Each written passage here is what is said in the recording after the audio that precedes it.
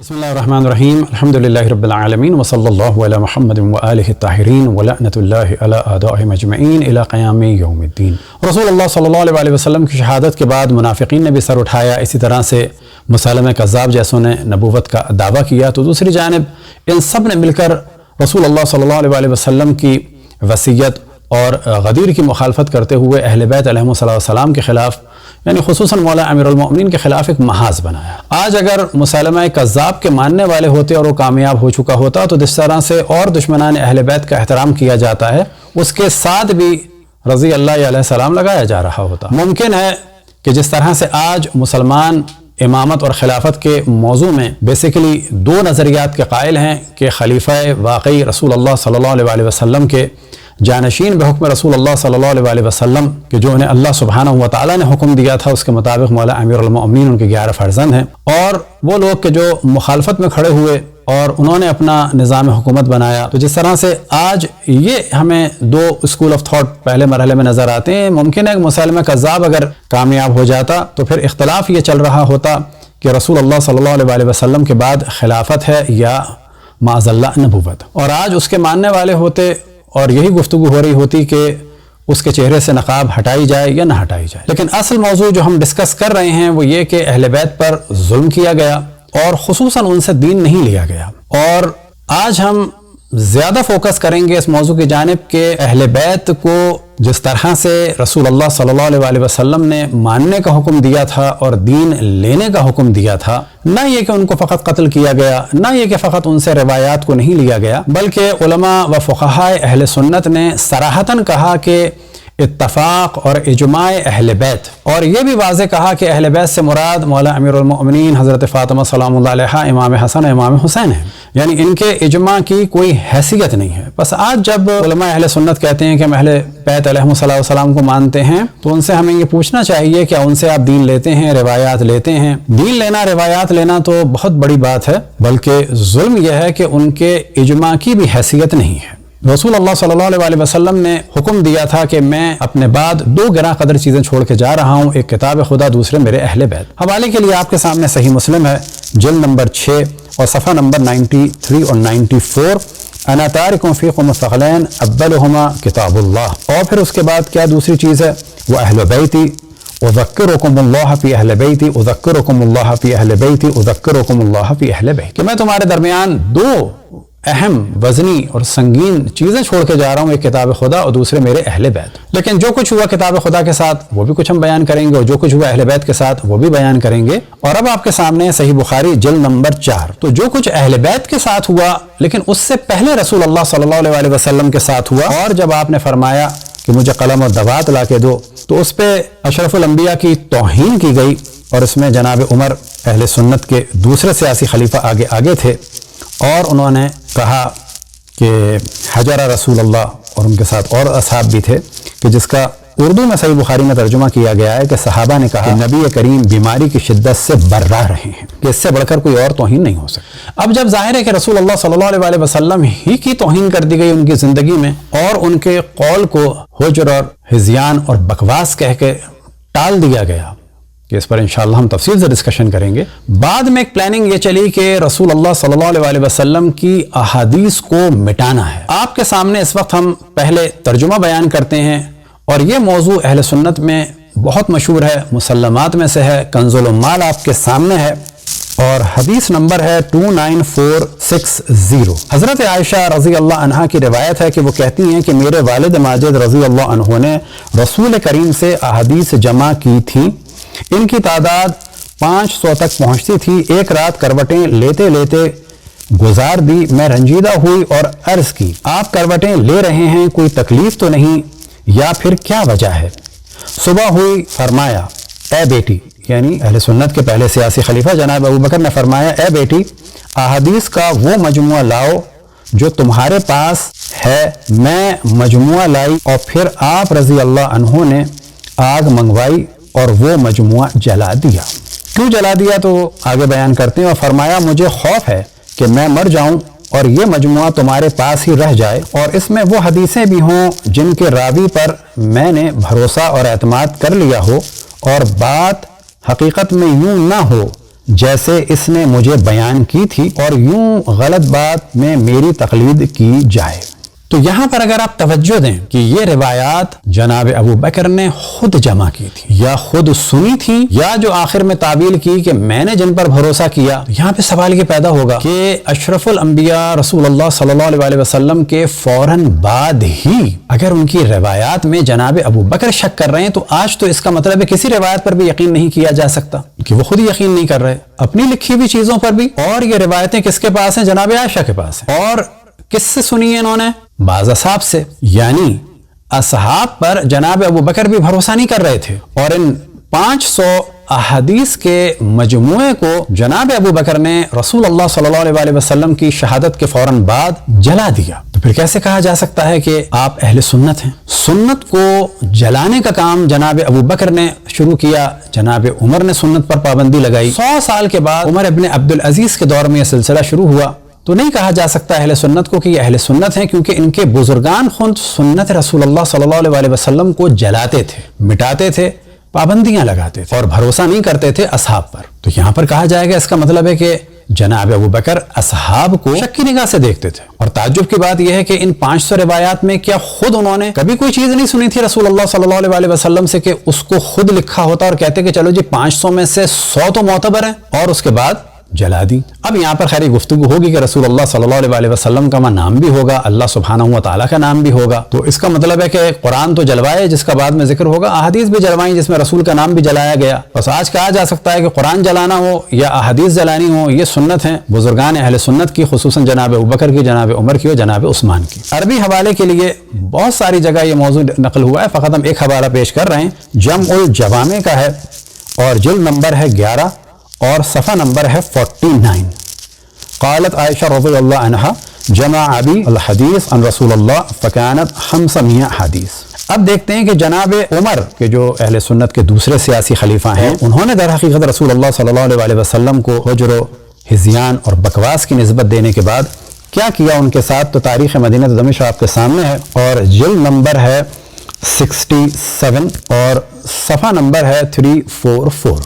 سمعت ابا ہریرہ یقول ما كنا نستطيع ان نقول قال رسول الله حتى قبض عمر قال ابو سلمہ فسألته بما قال كنا نخاف الصياط واومأ بيده الى ظهره، کہ ابو ہریرہ یہ کہتے ہیں کہ جب تک ہم جناب عمر زندہ رہے اس وقت تک ہم روایات نقل نہیں کر سکتے تھے، بلکہ اور انہوں نے زیادہ صاف کہا اس وقت تک ہم یہ کہنے کی جرت نہیں رکھتے تھے کہ رسول اللہ صلی اللہ علیہ وسلم نے یہ فرمایا، یعنی فرمان رسول اللہ سے جناب عمر کو چڑ تھی۔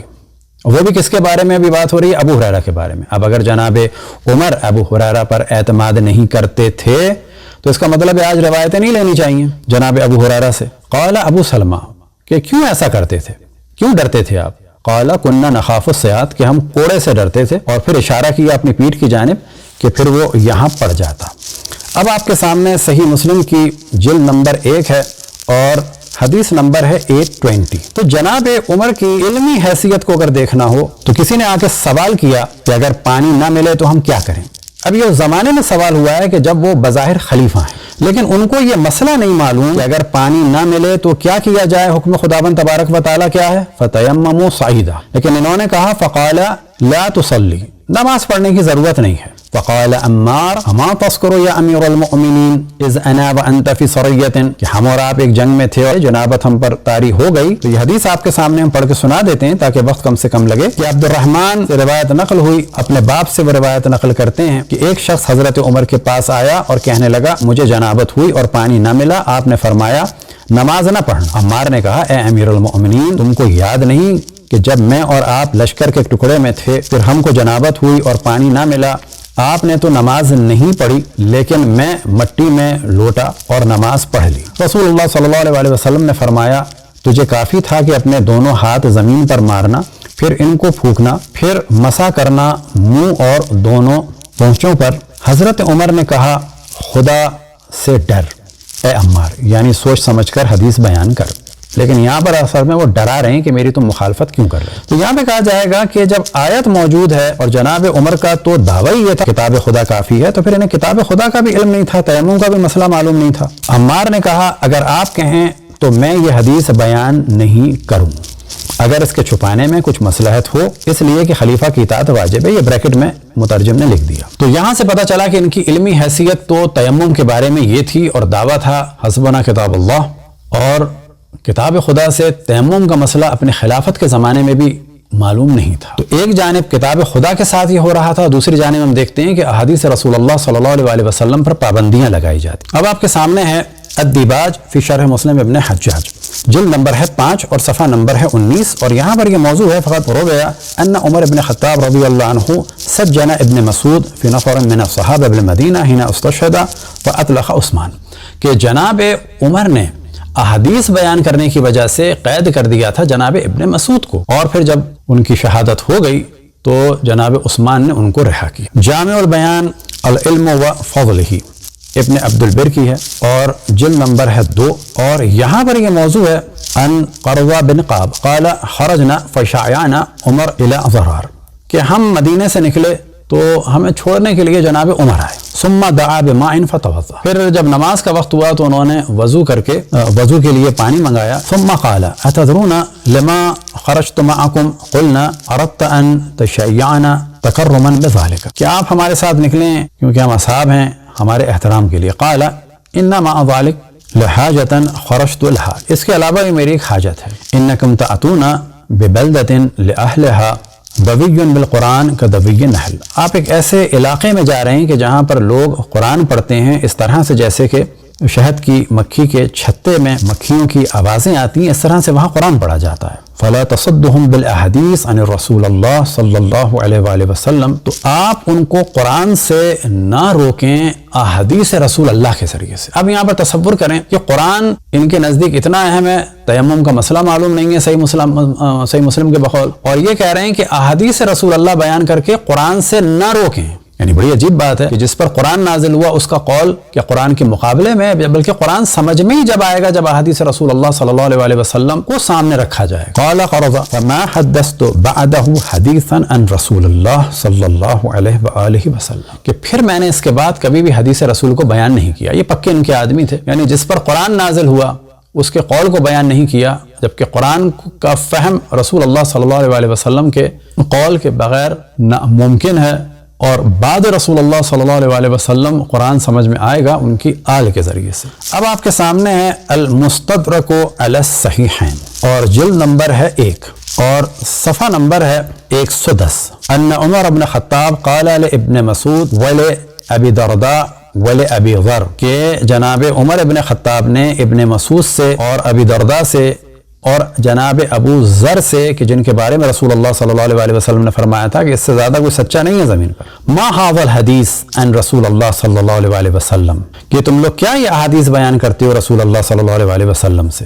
اور پھر اس کے بعد ان لوگوں کو قید کر دیا مدینے میں یہاں تک کہ وہ مارے گئے. تو پھر ان لوگوں نے احادیث بیان کی. تو یہاں سے پتہ چلا ہے کہ احادیث پر جناب ابو بکر نے بھی پابندی لگائی اور جناب عمر نے بھی پابندیاں لگائیں. اور یہ جو قول ہے اس کے بارے میں ذہبی کہتے ہیں کہ یہ حدیث صحیح ہے علی شرط شیخین، یعنی صحیح بخاری اور صحیح مسلم کی بنیاد پر. اور یہی والا موضوع سیر اعلام نبلاء میں ہے جلد نمبر 2 میں اور صفحہ نمبر 345 میں. اب یہاں پر قرآن کے بارے میں بھی بتاتے چلیں. صحیح بخاری جلد نمبر 6 اور صفحہ نمبر 520 حدیث نمبر 4987. اور یہاں پر یہ ہے تو حضرت عثمان نے صحیفوں کو واپس لوٹا دیا اور اپنی سلطنت کے ہر علاقے میں نقل شدہ مصحف کا ایک ایک نسخہ بھجوا دیا اور حکم دیا کہ اس کے سوا کوئی چیز اگر قرآن کی طرف منسوب کی جائے، خواہ وہ کسی صحیفے یا مصحف میں ہو، تو اسے جلا دیا جائے. تو یہ خود ایک موضوع ہے کہ جناب ابو بکر نے پہلے قرآن جمع کیا، وہ ان کو کافی نہیں لگا. پھر جناب عمر نے قرآن جمع کیا، وہ بھی ان کو کافی نہیں لگا. پھر جناب عثمان نے قرآن جمع کیا، اور باقی جن اصحاب نے قرآن جمع کیے تھے ان پر ان کو اعتماد نہیں تھا. ان کے قرآن لے کر جلا دیے گئے اور وہ قرآن جو انہوں نے جمع کیا اس کو انہوں نے آگے نشر کیا. تو یہاں پہ سوال یہ پیدا ہوگا، کیا ان لوگوں کے نزدیک اصحاب جھوٹے تھے؟ کیا ان کے مصحف غلط ہو سکتے تھے؟ آج دعویٰ کیا جاتا ہے کہ دین ہمیں اصحاب سے ملے گا، تو ان کے مصحف کو جلانے کی کیا ضرورت؟ کہا جاتا ہے کہ یہ مختلف قراتیں تھیں، اور پھر کہا جاتا ہے کہ قرآن نازل ہوا تھا 7 قرات پر، یعنی 7 قرات پر. تو سوال یہ پیدا ہوتا ہے اگر اللہ سبحانہ و تعالیٰ نے 7 طریقے سے قرآن نازل کیا تو ان کو کیا آفت پیش آئی تھی کہ اللہ سبحانہ و تعالیٰ کی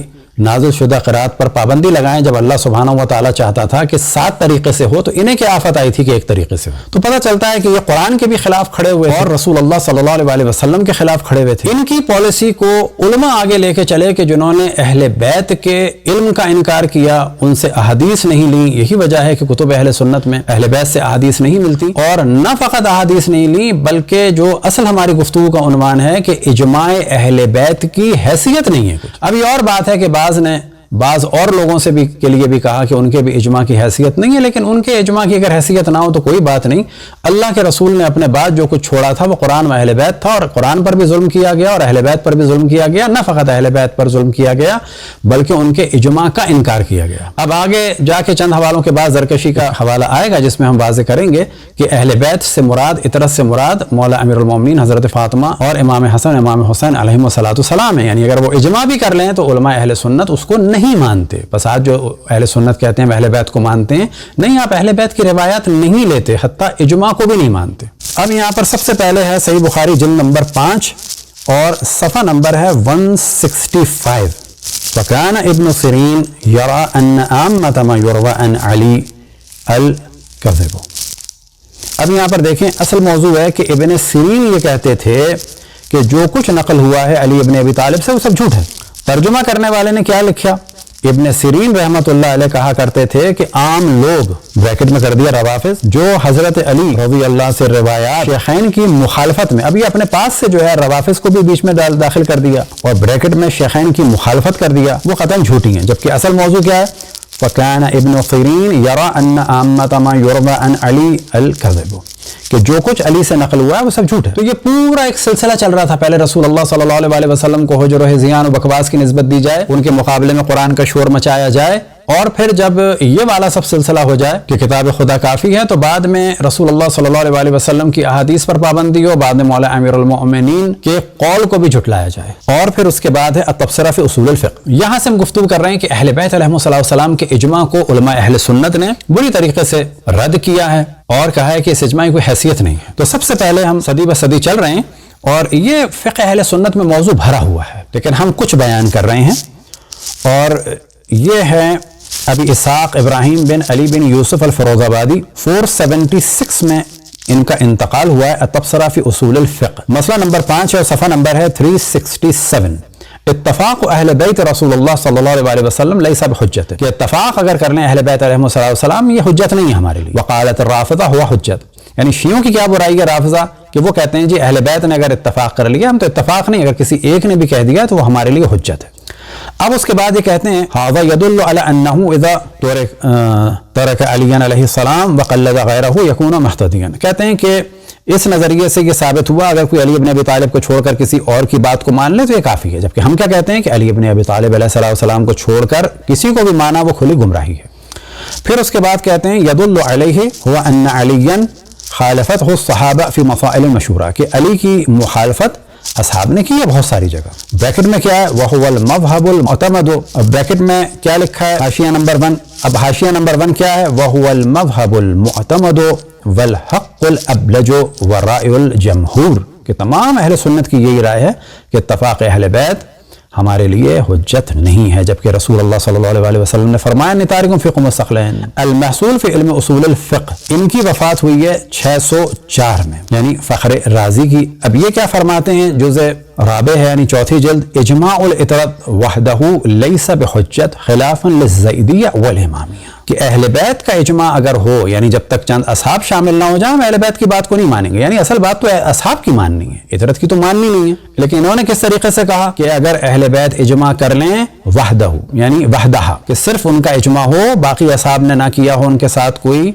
تائید نہ کی ہو، تو ہم اہل بیت کے قول کو نہیں مانیں گے۔ اور اس کے بعد کہتے ہیں ان علی رضی اللہ عنہ خالفہ الصحابہ فی کثیر من مسائل، علی ابن ابی طالب کی بہت ساری جگہ اصحاب نے مخالفت کی۔ کس علی ابن ابی طالب کی مخالفت کی؟ کہ جن کے لیے رسول اللہ صلی اللہ علیہ وسلم نے فرمایا اقضاکم علی ابن ابی طالب، کہ تم میں سے بہترین قضاوت کرنے والا علی ابن ابی طالب ہے۔ انا مدینۃ العلم و علی بابہ، میں علم کا شہر ہوں، علی اس کا دروازہ ہے۔ انا بیت الحکمت و علی بابہ، تو جس سے کے لیے رسول اللہ صلی اللہ علیہ وسلم نے فرمایا کہ اس سے دین لو، یہ کہہ رہے ہیں کہ نہیں، اس سے دین نہیں لینا ہے۔ اب 631 میں انتقال ہوا ہے الامام العلامہ علی بن محمد الآمدی، اب یہ بتاتے چلیں کہ بعض دفعہ لوگ ہمیں کمنٹس میں کہتے ہیں کہ یہ کتابیں ہم نہیں مانتے، شیعوں کتابیں، نہ، یہ ساری کی ساری اہل سنت کی کتابیں، اور اب ہم بار بار اس کو بیان کریں گے، بیچ بیچ میں کوشش کریں گے بابا ہماری نہیں ہیں، یہ اہل سنت کی کتابیں ہیں کہ جو کہہ رہے ہیں کہ ہم اجماع اہل بیت کو نہیں مانتے۔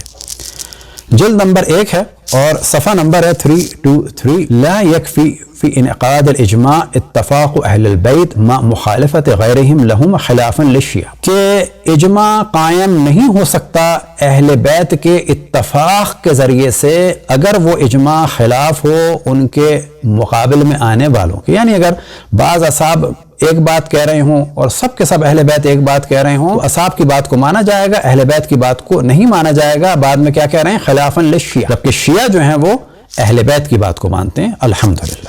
اب آپ کے سامنے شرح المعالم فی اصول الفقہ لابن تلمسانی، اور 644 میں ان کا انتقال ہوا ہے، جلد نمبر ہے 3، اور یہاں پر بھی یہ واضح کہتے ہیں اجماع الاتراء وحدہ لیس بحجت خلافا للشیعہ، کہ اہل بیت سب کے سب اگر ایک قول کہہ رہے ہوں اور اصحاب ان کے ساتھ نہ ہوں تو ہم اس کو حجت نہیں مانتے، لیکن ہاں شیعہ مانتے ہیں، الحمدللہ۔ 682 میں انتقال ہوا ہے سراج الدین محمد بن ابی بکر العموری کا، اور کتاب کا نام ہے التحصیل من المحصول، جلد نمبر 2، اور یہاں پر بھی مسئلہ رابع کیا ہے؟ اجماع الاتراء لیس بحجہ خلافا للزیدیہ والامامیہ، کہ اطرت کا اجماع حجت نہیں ہے خلافا للزیدیہ والامامیہ، ہاں زیدیہ اور امامیہ کے نزدیک ہے۔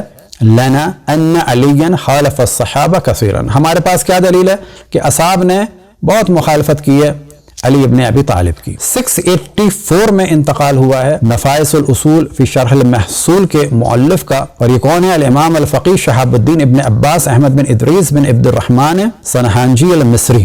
یہ کیا فرماتے ہیں؟ جلد نمبر 6 اور صفحہ نمبر ہے 2713، وقال الراضی اجماع الاتراء وحدہ لیس بحجہ خلافا للزیدیہ والامامیہ، اور پھر وہ یہی ہے کہ علی بن ابی طالب کی تو بہت سارے صحابہ نے مختلف جگہ مخالفت کی ہے، لہذا اہل بیت کے اجماع کی ہمارے نزدیک کوئی حیثیت نہیں ہے۔ لیکن حقیقت یہ ہے جب رسول اللہ کے قول کی حیثیت نہیں ہے، ان کے دوسرے سیاسی خلیفہ نے حجر و بکواس و ہذیان کہہ دیا، تو پھر اہل بیت کی کیا ہوگی؟ نہایت الوصول فی شرح درایت الاصول، اور یہ ہیں صفی الدین محمد بن عبد الرحمن العموری الہندی، 725 میں ان کا انتقال ہوا ہے، اور یہ بھی یہ بات کہتے ہیں اجماع الاتراء وحدہ لیس بحجہ خلافا للزیدیہ والامامیہ، منہاج السنہ نبویہ لابن تیمیہ، اور ان کا انتقال ہوا 728 میں، جلد نمبر ہے 7، اور یہاں پر تفصیلی موضوع ہے جو پہلے ہم ڈسکس کر چکے ہیں کہ ائمہ اربعہ نے فقہ اہل بیت علیہم السلام سے نہیں لی، اور اس کے بعد 529 میں ہے یہ والا موضوع، 529 میں ہے وَلَيْسَ مِنَ الْأَئِمَّةِ الْأَرْبَعَةِ وَلَا غَيْرَهُم مِنَ الْأَئِمَّةِ الْفُقَهَاءِ مَن يَرْجَعُ إِلَيْهِ